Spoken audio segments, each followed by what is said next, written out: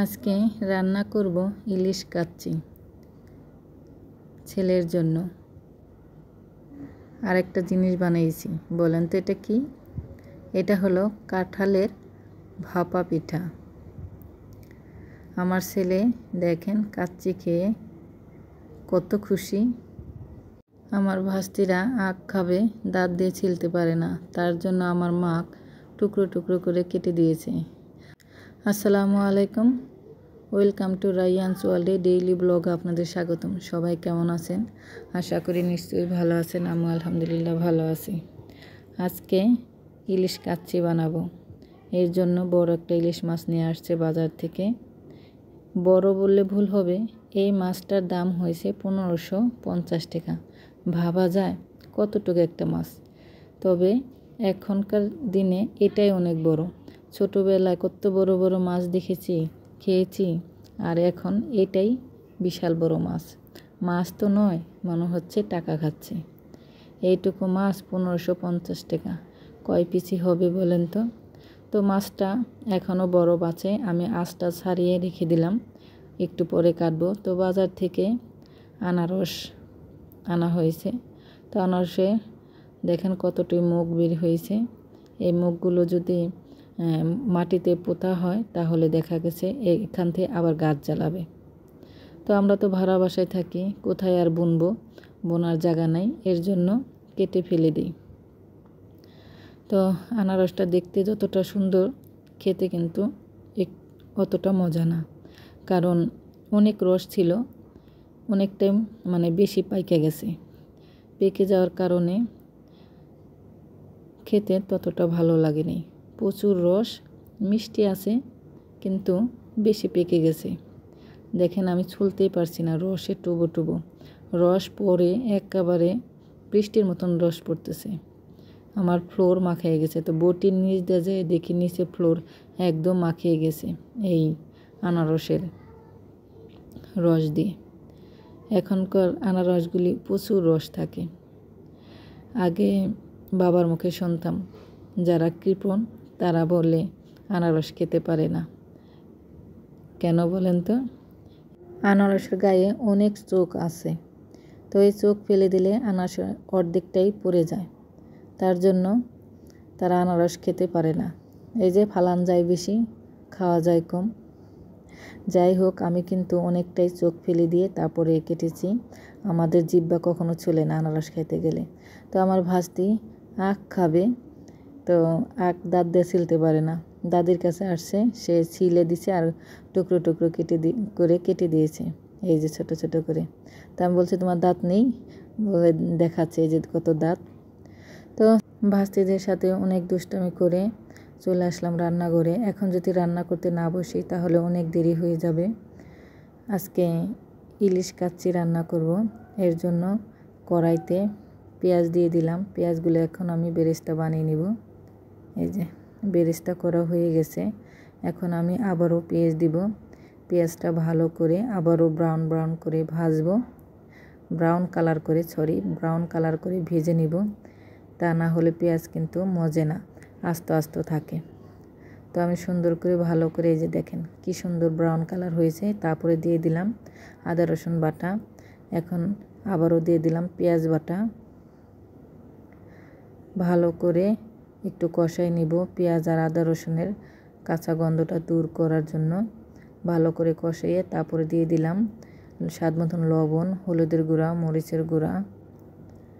মরিচের গুঁড়াটা একটু বেশিই দিব। আর তো কোনো মশলা দিব না।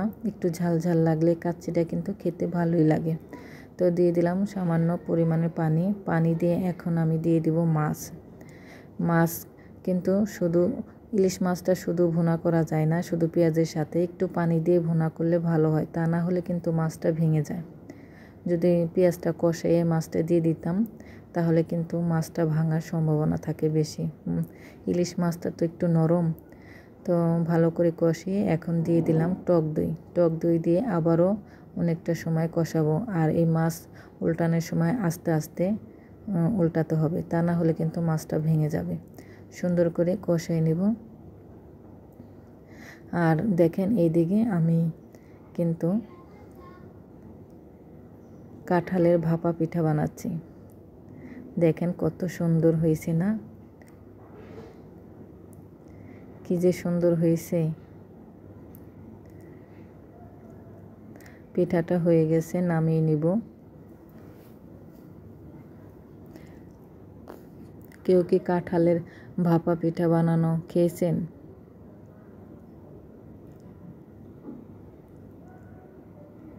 আমরা কিন্তু খেয়েছি কাঁঠালের ভাপা পিঠা। দেখতে কতটা লোভনীয় হয়েছে বলেন তো, খেতেও কিন্তু মাশাআল্লাহ আলহামদুলিল্লাহ অনেক ভালো হয়েছে, অনেক ভালো।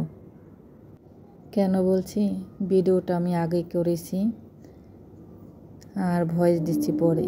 আমার এতক্ষণে কিন্তু পিঠা সবই খাওয়া হয়ে গেছে। দেখেন অনেক সুন্দর হয়েছে। আমার পিঠা কেমন হয়েছে কমেন্টে কিন্তু জানাবেন। তো চলে আসলাম দুপুরের রান্নায় ফিরে আসলাম। তো আমার মাছটা কিন্তু কষানো হয়ে গেছে। এখন আমি চাল নেব মেপে। আজকে বাসমতি চাল দিয়ে কাচ্চিটা রান্না করব। পর্দা মেপে নিলে ভালো হয়। এটা তো 1 কেজি চাল প্যাকেট। তারপরও পট দিয়ে মেপে নিলে আমি এই যে রাইস কুকারে যে বসাবো, পানিটা আমার দিতে সুবিধা হয়। এই 1 পটের চাল দিলে আমার একটা গ্লাস আছে, 1 গ্লাস পানি দিলেই কিন্তু আমার ভাতটা হয়ে যায়। এর জন্য আমি পটটা দিয়ে মেপে নিলাম। তো আমার মাপা হয়ে গেছে, পানিটাও আমি দিয়ে দিয়েছি। পানিটা আবার কম দিয়েছি, কারণ হলো আমি ফুল রাইসটা তো আমি সিদ্ধ করব না, 4 ভাগে 3 ভাগ সিদ্ধ করব, 1 ভাগ রেখে দেব। আর এইদিকে দেখেন মাছটা কি সুন্দর কষানো হয়ে গেছে। কালারটা কিন্তু মাশাআল্লাহ অনেক সুন্দর হয়েছে। তো এইদিকে আমার পোলাওটাও হয়ে গেছে। কিছু পোলাও আমি একটা বলে বেড়ে অর্ধেকটা রেখে দিয়েছি, তার মধ্যেই আমি মাছটা দিয়ে দিব। তো অল্প একটু বিরিয়ানি মশলা দিয়ে এখন মাছটা আমি দিব। এই যে এক এক করে বিছিয়ে দিচ্ছি। মাছ ঝোল দিয়ে দিব। আবার এখন পোলাও দিয়ে ঢেকে দিব। আমি এইভাবে 2টা লেয়ার করব। এখন পোলাও দিয়ে ঢেকে দিয়ে বেরেস্তা দিব। এই যে বেরেস্তা দিয়ে দিলাম। তারপরে লিকুইড দুধ দিয়ে দিলাম 1 চামচ ঘি, আবারও মাছ। আমি 2টা লেয়ার করব, 2টা লেয়ারই দিয়ে দিব, যেন সম্পূর্ণ পোলাওর মধ্যে মাছের গন্ধ, মাছ ঝোল সব যায়। এখন আমার হয়ে গেছে, সবটি পোলাও দিয়ে দিলাম। এখন আমি আবারও বেরেস্তা দিয়ে দিব দুধ, চারদিক দিয়ে ঘুরে ঘুরে দিয়ে দিব। তারপরে ঘি দিয়ে ঢাকনা দিয়ে ঢেকে রেখে দিব 20 থেকে 25 মিনিট দমে। এর মাঝে আর উঠাইনি ঢাকনা, এখন উঠাইলাম। কি যে ঘিরান, মাশাআল্লাহ আলহামদুলিল্লাহ অনেক অনেক মজার হয়েছিল।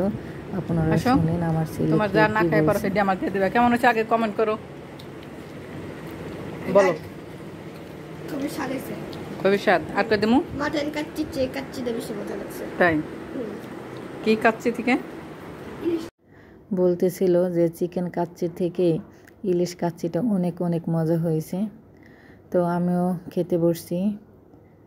তো আমার এই ভিডিওটি যদি ভালো লাগে লাইক কমেন্ট করবেন, শেয়ার করবেন। আমার ইউটিউব চ্যানেলটা সবাই সাবস্ক্রাইব করবেন। যারা করেছেন তাদের ধন্যবাদ, যারা করেননি প্লিজ আমার ইউটিউব চ্যানেলটা সবাই সাবস্ক্রাইব করবেন।